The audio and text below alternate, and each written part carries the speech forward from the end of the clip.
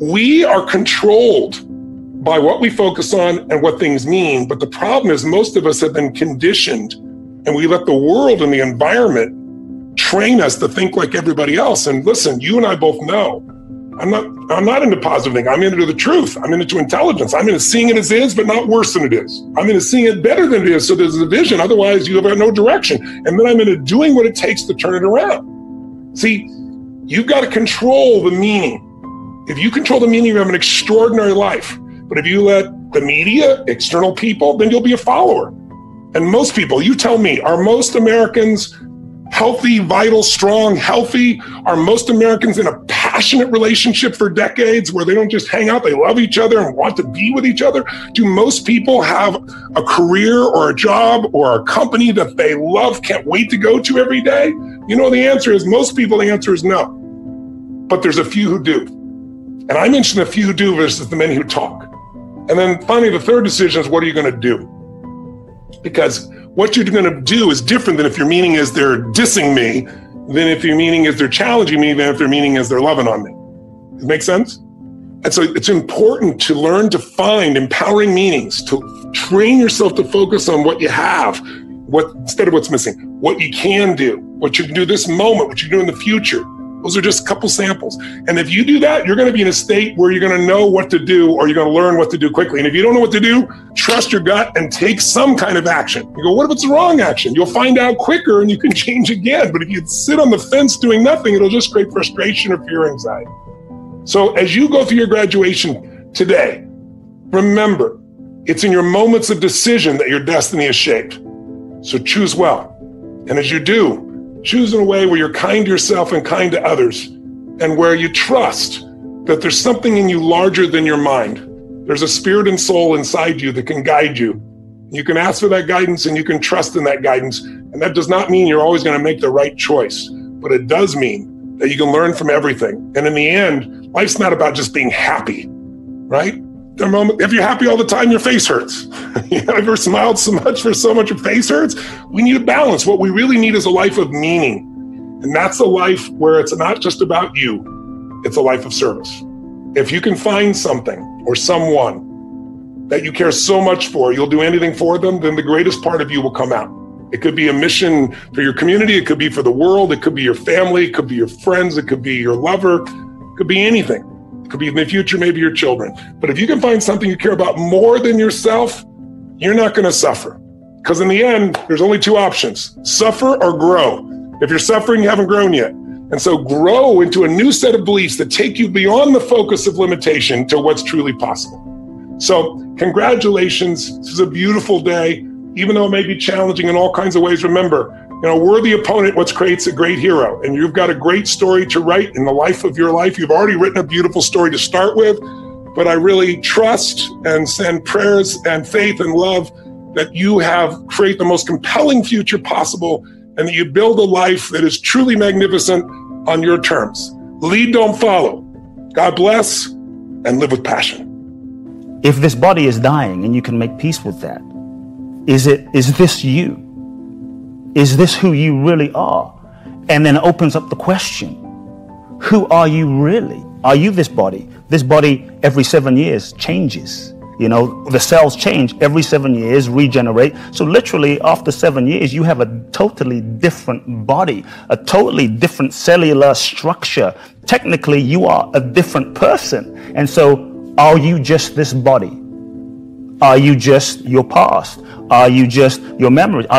What am I? Who am I? And so I think this is the question. And so for me, death, the real death, is not just the death of this physical body, because I believe that what we are is not just this body. We are something more than this physical body. I think the real death is the letting go of the attachment and the identification of this conditioned sense of self that we have learned to be based on our past, based on our experiences, based on our childhood, based on our conditioning, based on what our parents told us. You're this kind of person. You're not this kind of person. You'll never make it. You're stupid. You're amazing. You're great. You're not good at math. You're not a creative person. And so we identify with these thought forms, and we identify with these belief systems, and then we hold tightly onto this sense of, identification as a sense of me.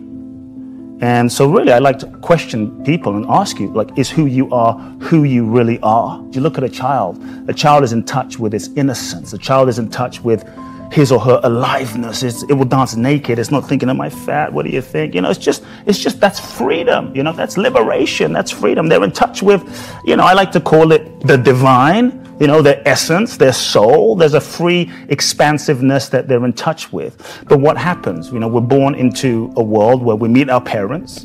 And our parents, they're just doing the best that they can do based on their past and their conditioning and their childhood and their traumas and just their life. And so we're born into this experience. And as children, we learn two things. The first thing is we learn all sorts of ways, often unconsciously, out of survival to shut down, disconnect, not feel the pain of my dad's an alcoholic, not feel the pain of my dad is not around, not feel the pain of my mother's crazy or my parents are screaming all the time. As children, we're very sensitive to this. And so we learn all sorts of ways to shut down our feeling capacity, to disconnect, and we start suppressing our feeling and our emotion and our sensitivity just to ultimately function and survive. And then we learn all sorts of ways to sort of go into the world. Me personally, I became the preacher's kid. I became the nice guy. I became the perfect son. The perfect person who couldn't make any mistakes.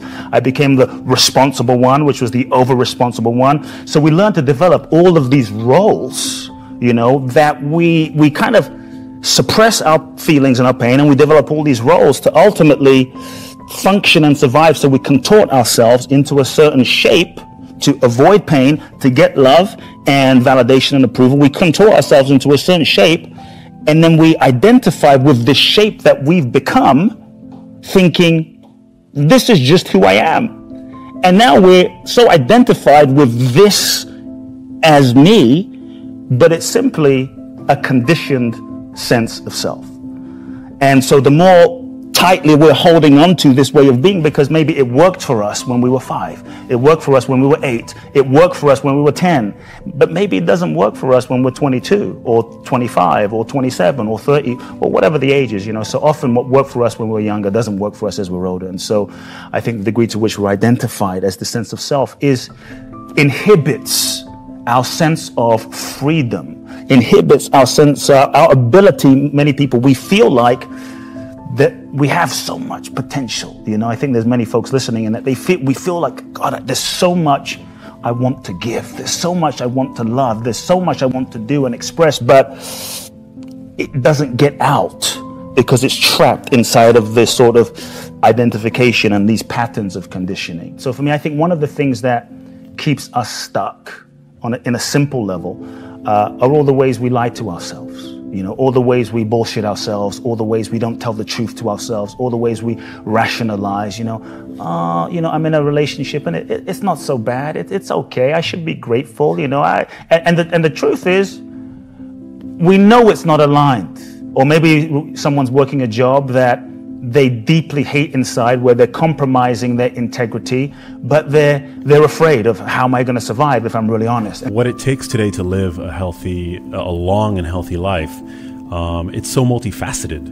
And nutrition is definitely, it plays a major role in that regard, but it's just one part of the puzzle.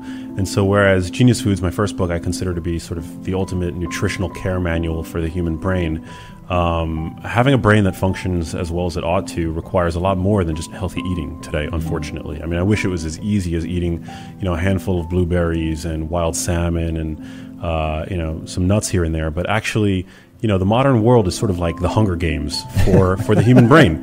And I know you love the movie references. And we're just like, we're being attacked from every which way, from, industrial chemicals which we are confronted with on a daily basis, many of which we've been exposed to for the entirety of our lives, to the fact that leisure time physical activity is at an all-time low, to the fact that our food supply has become saturated with ultra-processed foods, to the fact that our circadian clocks are completely out of whack. So the Genius Life, I really explore all of the facets of what it takes to live healthy. I include nutrition and diet as well, but it's really packed with sort of the little changes that you can make in your day-to-day life that are going to have big wins in terms of your health. When you were doing the research, what was something that really surprised you? Well, I think it was kind of, it was scary the degree to which the odds are stacked against the average human. And that was very eye-opening. But it was also simultaneously... What stacks the odds against us? Well, just the fact that, whether it's access to healthy food or air pollution or, the industrial chemicals that we use to clean or even create our domiciles, our homes, we're inundated with exposures that are not doing our biology any favors. So that's what I mean. I mean, today, it's frightening when you look around. You see people that are, struggling with overweight, with being obese. 66% of the population is either overweight or obese. Half of the population is either pre-diabetic or has type 2 diabetes, which we know both of those conditions is actually a late marker for chronically elevated insulin or hyperinsulinemia, which can go on for years, if not decades, before your blood sugar actually starts to inch up.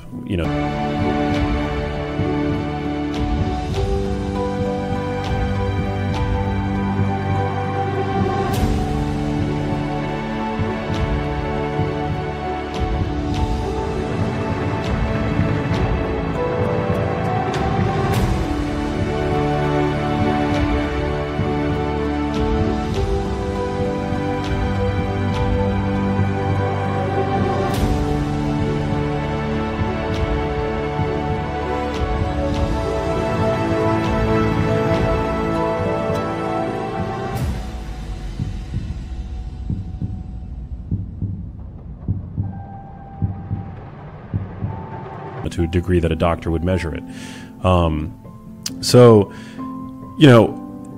People are not well. If you live to the age of 85, you have a 1 in 2 chance of being diagnosed with Alzheimer's disease. Certain cancers are increasing in their frequency. In the 1960s, a woman's lifetime risk of developing breast cancer was 1 in 20. Today, it's about 1 in 8. So there's obviously been a mutation in our environments. Our genes haven't changed all that much. And yet the default state for any organism is health. But you look around and people are not healthy. People are not feeling well. When you look in the mirror, I want your listeners to kind of introspect for a minute and ask whether or not you feel healthy, whether or not you feel virile and vital and well. And I wrote this book and I became obsessed with this topic and really communicating this message to anybody who will listen ultimately, because my mom was so sick. And I feel in many ways that she was the canary in the coal mine for the modern way of life. I never look at it as investments, believe it or not. I just look at it as partnerships, help changing the world, and just being part of something that's inspiring. My business people all the time, whenever they talk about money, you can ask them, I don't want to hear it. But if they bring an idea to me that I think is going to go to the next level, most of the time if I follow my heart, and everything else will fall in place. I've never ever done a deal, we got this suit company, we throw some pinstripes in the suit, you give me 100,000, we sell 20 of them, I've never did a deal where it was always based on money. I've always did my business deals based on how I felt it was going to go in the future, how I felt it was going to help and inspire somebody. If I look at what Amazon was able to do 20 years ago, we didn't have to build a transportation network. It already existed. That heavy lifting was in place. We didn't have to build a payment system. That heavy lifting had already been done. It was the credit card system. We didn't have to put a computer at every desk. That had already been done too, mostly for playing games, by the way, and so on. So all the pieces of heavy lifting were already in place 20 years ago. And that's why, with $1 million, I could start this company. Today, and then there are even better examples on the internet over the last 20 years. Facebook started in a dorm room. I guarantee you 2 kids cannot build a giant space company in their dorm room. And don't be so concerned about what you're going to do with those people, but you want to, the joint brain is, there's nothing the joint brain collective brain or brains can't overcome. And I give the example of the atomic bomb, the Manhattan Project, and they were put together and they were told, we need to develop a weapon of mass destruction, which they didn't call it that back in those days, in the middle 40s, to end the war in the Pacific. And they did. They didn't know if it was implode or explode, but they did. But if your team doesn't look like that, then you should, I won't say you should give serious thought, you should just change. How much exposure is it? Like Tyler will tell you, sitting right here, one of the only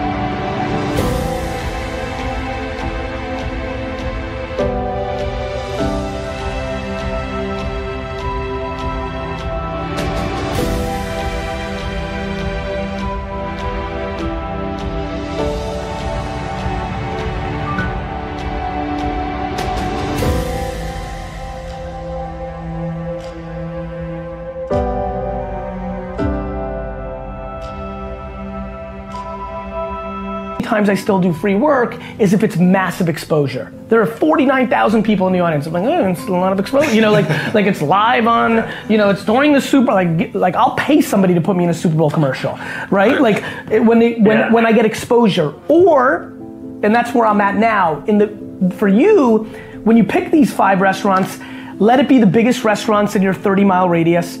Let it be the kindest. Let it be somebody who has the biggest Instagram following, and maybe like whether you never want to give with expectation, but it's okay to ask. You're like, hey, I'd love to sharpen your knives for free. The nature of capitalism is that people want to come in and take your castle. It's perfectly understandable. I mean, if I'm selling television sets or something, there's going to be 10 other people that are going to try and sell a better television set. If I have a restaurant here in Omaha, people are going to try and copy my menu and give more parking and take my chef and so on. So capitalism's all about somebody coming and trying to take the castle. Now, what you need is a castle that has some durable competitive advantage, some castle that has a moat around it. And that moat, one of the best moats in many respects, is to be a low-cost producer. But sometimes the moat is just having more talent. I mean, if you're the heavyweight champion of the world and you keep knocking out people, you've got a competitive advantage as long as you can keep doing it. And it's very profitable if you're the one that happens to be able to do it. If you can turn out great motion pictures, I mean, Steven Spielberg, I mean, he's a fellow to bet on, and it has enormous economic value.